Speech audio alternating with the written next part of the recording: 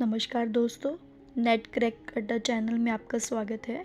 तो दोस्तों, आशा करती हूँ आप सभी लोग स्वस्थ होंगे और आपने पिछली वीडियो जो है वो रिवाइज़ कर ली होंगी और आपने अपने नोट्स बनाने भी शुरू कर दिए होंगे। तो दोस्तों, कल हमने जो पढ़ा था वो क्लासिकल थ्योरी के बारे में पढ़ा था। क्लासिकल के अंदर हमने साइंटिफिक मैनेजमेंट पढ़ा था, जिसके अंदर हम इसके टेक्निक्स और प्रिंसिपल्स पढ़े थे। ठीक है, तो आज हम क्लासिकल थ्योरी में एडमिनिस्ट्रेटिव और ब्यूरोक्रेटिक जो है वो कवर करेंगे। ठीक है, चलो दोस्तों, चलो अब हम एडमिनिस्ट्रेटिव और ब्यूरोक्रेटिक अपना पढ़ते हैं। चलो, अब जो था एडमिनिस्ट्रेटिव हम अब नेक्स्ट पढ़ रहे हैं। ठीक है, क्लासिकल का सेकंड पार्ट एडमिनिस्ट्रेटिव था। एडमिनिस्ट्रेटिव जो दिया था वो किन्होंने दिया था? हेनरी फ्योल ने। किन्होंने दिया था एडमिनिस्ट्रेटिव? हेनरी फ्योल जी ने दिया था, जिन्होंने 14 प्रिंसिपल्स बताए थे मैनेजमेंट के। कितने प्रिंसिपल्स दिए थे उन्होंने? 14 प्रिंसिपल। तो क्वेश्चन आ सकता है, क्वेश्चन किस तरह से आता है कि 14 प्रिंसिपल किसने दिए थे?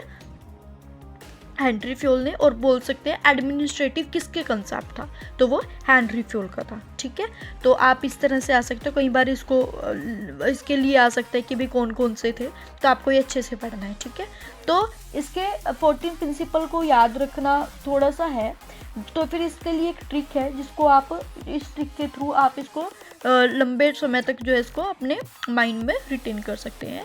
क्या है 14 प्रिंसिपल और उसकी क्या ट्रिक है? Dad U C U S sir O I C. क्या है? Dad U C U S sir O I C. अगर उसका हिंदी में इसकी कहानी बताऊं तो एक बच्चा अपने फादर से बोलता है, डैड यू सी आप दिख रहे हैं हमारे यूएस सर जैसे। तो उनके पिता बोलते, ओ आई सी मैं उन जैसा दिख रहा हूँ। क्या है? Dad U C US sir O I C. ये क्या है? ट्रिक है 14 प्रिंसिपल्स ऑफ मैनेजमेंट के 14 प्रिंसिपल को याद करने की ये ट्रिक है। Dad U C U S sir O I C. ठीक है, D for division of work. इन्होंने 14 प्रिंसिपल दिए थे। सबसे पहले उन्होंने बोला था डिवीजन ऑफ वर्क, कि जो काम है, जो वर्क लोड है, वो क्या कर दो? डिवाइड कर दो according to the person qualification skill. क्या करना है? हमने अपने वर्क को क्या कर देना? डिवाइड कर देना, जिससे क्या होगा? काम जो है वो स्मूथली चले। ठीक है, ए क्या है? ए मतलब अथॉरिटी एंड रिस्पॉन्सिबिलिटी। ये कंसेप्ट अथॉरिटी और रिस्पॉन्सिबिलिटी का मतलब क्या है? अथॉरिटी का मतलब क्या है?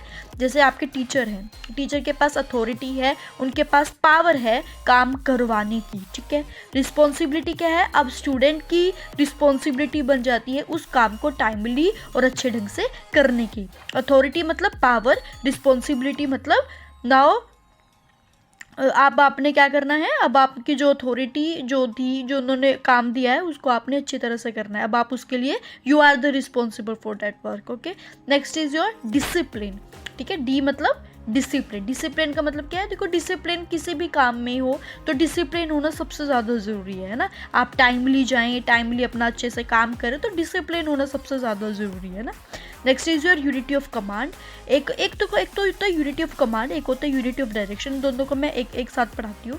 यूनिटी ऑफ कमांड का मतलब क्या है कि आपको कितने पर्सन जो है वो कमांड दे रहे हैं एक टाइम पे। ठीक है, मान लो आप किसी ऑर्गेनाइजेशन में काम कर रहे हो, तो आपका एक तो बॉस है और आपके ऊपर जो टॉप मैनेजमेंट है वो कितने पर्सन हैं जो आपको कमांड दे रहे हैं। ठीक है, यूनिटी ऑफ कमांड। और यूनिटी ऑफ डायरेक्शन क्या कहती है? यूनिटी ऑफ डायरेक्शन का मतलब क्या है कि हम सभी अपनी अपनी अलग अलग एक्टिविटीज़ कर रहे हैं, बट हम सबका मेन मकसद क्या है कि अपने गोल को अचीव करना है। देखो, एक ऑर्गेनाइजेशन में अलग अलग डिपार्टमेंट बने हुए हैं, सभी अपना अपना काम कर रहे हैं, बट उन सबका मेन गोल क्या है कि अपने ऑर्गेनाइजेशन की ग्रोथ हो, हमें प्रॉफिट में हो। ठीक है, ये सभी चीज़ें क्या है? डायरेक्शन, मतलब कि हम सबका डायरेक्शन क्या है? एक है।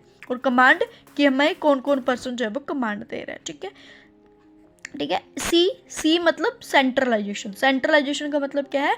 प्रॉपर रूल है, रेगुलेशन है, पूरी हायरार्की से काम हो रहा है। ठीक है, पूरा प्रोसीजर है, वो क्या है? सेंट्रलाइजेशन। सेंट्रलाइजेशन हम फॉर्मल भी बोल सकते हैं। ठीक है, जहाँ पर आपको काम करने के लिए पूरी हायरार्की बनी हुई है, पूरे स्टेप वाइज पूरे प्रोसीजर से जब काम चलता है, पूरे रूल्स रेगुलेशन से काम चलता है। ठीक है, next is your S means scalar chain. Scalar chain मैं आपको थोड़े टाइम में बताती हूँ। स्केलर चेन और गैंग प्लैंक। ठीक है, स्केलर चेन और गैंग प्लैंक क्या है वो मैं आपको भी बताती हूँ। ठीक है, अभी आपने ये रखना है एस फॉर स्केलर चेन। ठीक है, अब ये एस एज क्या है, subordinates of individual interest to general interest. मतलब कि क्या है, सभी पर्सन का अलग अलग इंडिविजुअली इंटरेस्ट होगा, सभी के अपने अपने काम करने की रोल्स अलग होंगे, उसकी रिस्पॉन्सिबिलिटी अलग होगी, बट उस सब का मेन मकसद क्या है, उससे क्या होगा, आपके ऑर्गेनाइजेशन की ग्रोथ होगी, है ना। देखो आप ऑर्गेनाइजेशन में सभी अपना अपना काम कर रही हैं, पर उस काम का फायदा क्या है, आपके ऑर्गेनाइजेशन के ऊपर ही है ना। आपका ऑर्गेनाइजेशन ग्रो करेगा तो क्या है, subordinates of individual interest to general interest. Next is your remuneration. देखो हर एक पर्सन काम किस लिए कर रहा है, कि उसको अच्छा काम करेगा तो अच्छा पैसे मिलेंगे, तो रेम्यूनरेशन, कि जैसा पर्सन काम करेगा उसके अकॉर्डिंग उसको पैसे। ऑर्डर क्या है, ऑर्डर का मतलब क्या है, जब आपको कोई काम करने के लिए ऑर्डर आए कि आपको ये काम करना है विद इन स्पेसिफिक टाइम ने, क्योंकि आपको ऑर्डर है। ऑर्डर मतलब आपके जो हायर अथॉरिटी है वो आपको ऑर्डर देती है काम करने के लिए, ठीक है।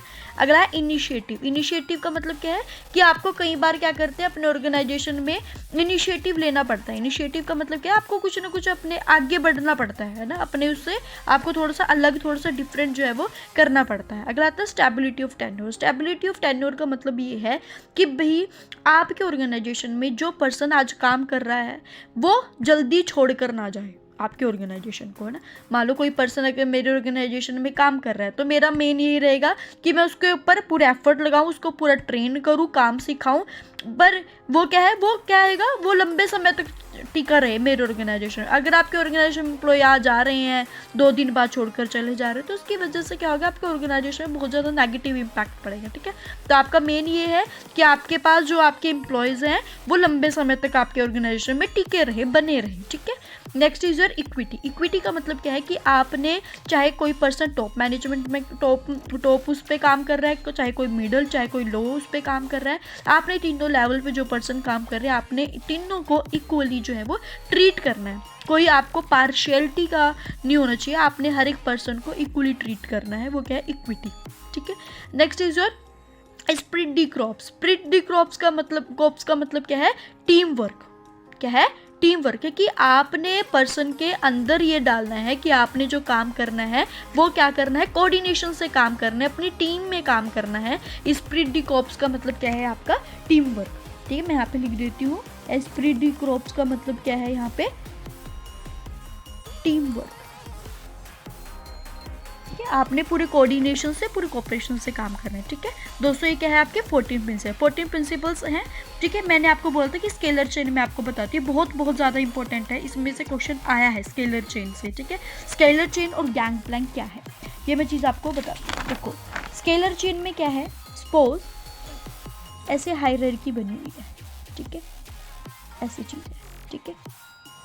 मान लो यहाँ ए है, यहाँ बी है, यहाँ सी है, यहाँ डी है, यहाँ ई है, यहाँ एफ जी एच, ठीक है, ऐसी चीज़ बनी हुई है, ठीक है। तो स्केलर चेन क्या कहता है, कि जब भी आप ऑर्डर दोगे, जब भी काम होगा वो हायरार्की से चलेगा। मतलब कि अगर ए है, ए पर्सन को कोई बात ई तक पहुंचानी है, ए पर्सन को कोई बात ई तक पहुंचानी, तो वो कैसे करेगा, कि वो बात पहले बी को बताएगा, बी सी को बताएगा, सी डी को बताएगा, तो तब जाके ई को लगे। तो आप देखो तो कितना टाइम कंज्यूमिंग है, कितना उसको टाइम लगेगा, है ना। और सीक्रेसी भी नहीं है, अगर उसको कोई बात कुछ पर्सनली कुछ बतानी तो उसको तो इससे गुजरना पड़ेगा, है ना।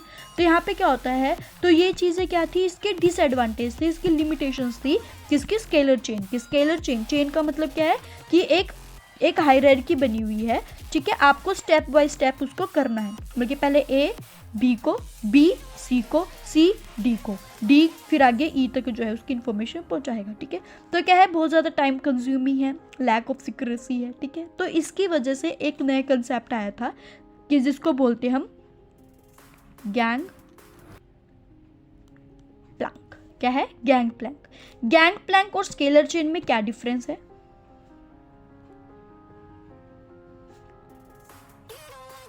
देखो स्केलर चेन तो काम करता है ऐसे, और गैंग प्लैंक जो काम करता है वो बिल्कुल अपोजिट वाले से करेगा, ऐसे। जैसे मान लो ए को आई तक बात पहुंचानी है, सपोज, है ना, ए को आई तक बात पहुंचानी है, तो स्केलर चेन में तो कैसे होगा, पहले ए बी फिर सी फिर डी फिर ई फिर एफ फिर जी फिर आई तक आएगा, कितना टाइम लग जाएगा इसको। लेकिन गैंग प्लैंक क्या कहता है, कि जो आपके अपोजिट वाला है उस तक आप बात पहुंचा सकते हो जल्दी। तो ये इससे as compare to scalar chain ये क्या है कम टाइम कंज्यूम करता है, ठीक है। स्केलर चेन में टाइम ज़्यादा लगता है लेकिन गैंगप्लैंक में टाइम ज़्यादा नहीं लगता, ये दोनों में डिफरेंस है, ठीक है। स्केलर चेन क्या करता है, ऐसे काम करेगा, हायरार्की से काम चलेगा। गैंगप्लैंक क्या करेगा, ए वाला सीधा आई तक पहुंचा सकता है, बी वाला सीधा एच तक पहुंचा सकता है, सी वाला सीधा जी तक ऐसे पहुंचा सकता है। ये डिफरेंस है आपका स्केलर चेन और गैंगप्लैंक में। आई थिंक ये आपको समझ में आ गया होगा, ठीक है। ये क्या थे हमारे सारे 14 प्रिंसिपल्स हैं मैनेजमेंट के, जिसमें किसने दिए थे, एडमिनिस्ट्रेटिव आपका हेनरी फ्योल ने दिए थे। इसकी ट्रिक आपने याद रखनी है, अपनी नोटबुक में लिख लेंगे, dad UC US sir OIC, ठीक है। अगर आपको इसमें कोई डाउट है तो आप मेरे से पूछ सकते हैं, ठीक है। देखो इसके अंदर जो हमने पढ़ा था क्लासिकल के अंदर, ठीक है, हमने ये पढ़ा था कि इसके अंदर 3 होती हैं, साइंटिफिक होती है, एडमिनिस्ट्रेटिव होती है और ब्यूरोक्रेटिक होती है। साइंटिफिक आपको पता लग गया जो टेलर जी ने दिए थे, एडमिनिस्ट्रेटिव हमने 14 प्रिंसिपल पढ़ लिए हैं, क्लासिकल में लास्ट रहता है ब्यूरोक्रेटिक। आज हम क्लासिकल जो है वो ख़त्म करेंगे। तो ब्यूरोक्रेटिक क्या कहता है, देखो ब्यूरोक्रेटिक जो आपका था, जो मैक्स वेबर जी ने दिया था, ब्यूरोक्रेटिक किसने दिया था, मैक्स वेबर ने। किसने दिया था ब्यूरोक्रेटिक, आपका मैक्स वेबर ने। तो ब्यूरोक्रेटिक क्या कहता है, ब्यूरोक्रेटिक ये कहता है कि जो काम करेंगे, जो काम होगा उसके अंदर बहुत ज़्यादा आपकी फॉर्मेलिटीज़ होंगी, बहुत ज़्यादा पेपर वर्क होगा। जैसे कि इसका एग्जांपल है, जैसे कि हमारे गवर्नमेंट ऑफिसेस है ना, तो गवर्नमेंट ऑफिसेस में पेपर वर्क बहुत ज़्यादा है, बहुत ज़्यादा फॉर्मेलिटीज़ है, बहुत ज़्यादा रूल्स रेगुलेशन है ना, पूरे हायरार्की से काम चलता है। तो ये आपका किसके अंदर आता है, ब्यूरोक्रेटिक। ब्यूरोक्रेटिक मैनेजमेंट किसने दिया था, मैक्स वेबर जी ने। तो ब्यूरोक्रेटिक के अंदर जो की वर्ड्स हैं वो मैंने लिख दिया। ब्यूरोक्रेटिक में क्या है, सबसे पहले it include more formalities, like जैसे मैंने लिखा है गवर्नमेंट ऑफिस, जैसे आपके गवर्नमेंट ऑफिस होंगे जितने भी, उसके अंदर कितनी सारी फॉर्मेलिटीज़ होती हैं, बहुत ज़्यादा पेपर वर्क उसके अंदर होता है ना, बहुत ज़्यादा रूल्स रेगुलेशन से काम चलता है, ठीक है। वेल डिफाइंड हायरार्की पूरी अच्छे से डिफाइन होती है, आपको यहाँ पर जाना पड़ेगा, अब यहाँ पर जाना पड़ेगा, है ना। और क्या है, हाईली स्ट्रक्चर है ना, पूरा क्या है, पूरे अच्छे से बने हुए हैं, पूरे रूल्स बने हैं, पूरी रिस्पॉन्सिबिलिटीज़ हैं, सभी की अपनी अपनी रिस्पॉन्सिबिलिटीज़ हैं, पूरा फॉर्मेलिटी से जब हम काम करते हैं पेपर। इसमें आपने अपना गवर्नमेंट ऑफिस याद रखना है ना, तो गवर्नमेंट ऑफिस में जब बात होगी तो वो कौन सा है, ब्यूरोक्रेटिक, ठीक है। आई थिंक आपको ये चीज़ समझ में आ गई होगी। आज हमारी जो क्लासिकल थ्योरी है वो सारी कंप्लीट हो चुकी है, ठीक है, जिसके अंदर हमने आज जो पढ़ा है वो हेनरी फ्योल जी के बारे में पढ़ा और ब्यूरोक्रेटिक के बारे में पढ़ा है, ठीक है। तो नेक्स्ट वीडियो में हम जो न्यू क्लासिकल और अपनी मॉडर्न थ्योरी जो है वो पढ़ेंगे, ठीक है, जिससे आपका इवोल्यूशन ऑफ मैनेजमेंट जो है वो अच्छे से करेंगे। आपने अच्छे से इसे एक बार नहीं समझ में आती तो दूसरी बार अपनी वीडियो देखो, अपने खुद की वर्डिंग में प्लीज़ नोट्स बनाइएगा। ये मेरी आपसे हम्बल रिक्वेस्ट है, या फिर सजेशन लगा लो, आपने अपने जो है नोट्स खुद बनाने, खुद के नोट्स खुद की वर्डिंग में बनाने हैं। अगर आप चाहते हो कि आप जो कंसेप्ट पढ़ रहे हैं वो आपके माइंड में लंबे समय तक रहें तो आपको ये चीज़ जो है वो करनी पड़ेगी, ठीक है दोस्तों। आज के लिए इतना ही, ठीक है। नेक्स्ट वीडियो जो हम पढ़ेंगे वो न्यू क्लासिकल और मॉडर्न की पढ़ेंगे, ठीक है। अगर आपको इसमें लगता है कोई डाउट है तो आप मेरे को कमेंट कर सकते हैं। अगर आप कोई सजेशन देना चाहते हो कि मैम आप मुझे और सजेस्ट करो कि मैं और अच्छी वीडियो कैसे कर सकती हूँ अपनी, आपको और क्या लगती है, क्या गलती लग रही है जिससे मैं अपनी अगली वीडियो और अच्छे से बना पाऊँ, ठीक है दोस्तों। अभी मेरा नया सेटअप है, नया चैनल है, तो मेरे पास अभी रिसोर्सेज थोड़ा है ना, रिसोर्सेज की थोड़ी है।